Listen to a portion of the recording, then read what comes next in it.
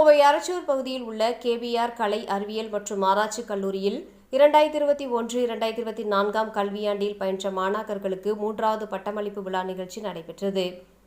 கோவை அரச்சூர் பகுதியில் உள்ள கேபிஆர் கலை அறிவியல் மற்றும் ஆராய்ச்சி கல்லூரியில் 2021-2024 கல்வியாண்டில் பயின்ற மாணாக்கர்களுக்கு 3வது பட்டமளிப்பு விழா நடைபெற்றது.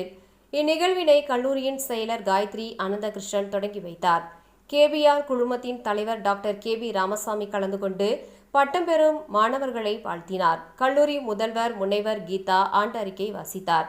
இந்திய தொழில்நுட்ப கழகத்தின் இயக்குநர் முனைவர் காமகோடி சிறப்பு விருந்தினராக கலந்து கொண்டு மாணவ மாணவியர்களுக்கு பட்டமளித்து சிறப்புரை வழங்கினார். அப்போது அவர் கூறியதாவது: கல்வியின் மென்மைத்தனையும் தகவல் தொழில்நுட்பத்தினையும் அவசியத்தையும் மாணவர்களுக்கு எடுத்துரைத்ததோடு இன்றைய தொழில்நுட்ப வளர்ச்சிக்கு ஏற்ப மாணவர்கள் தங்கள் அறிவினை வளர்த்து கொண்டு தகவல் தொழில்நுட்ப நுணுக்கங்களில் தங்களை மேம்படுத்திக் கொள்ள வேண்டும் என்றும் கூறினார்.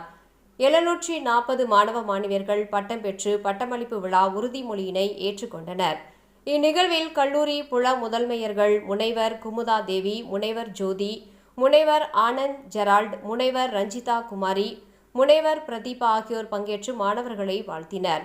மேலும் துறை தலைவர்கள், பேராசிரியர்கள், அலுவலக பணியாளர்கள், பெற்றோர்கள் உட்பட 1500க்கும் மேற்பட்டவர்கள் கலந்து கொண்டனர் என்பது குறிப்பிடத்தக்கது.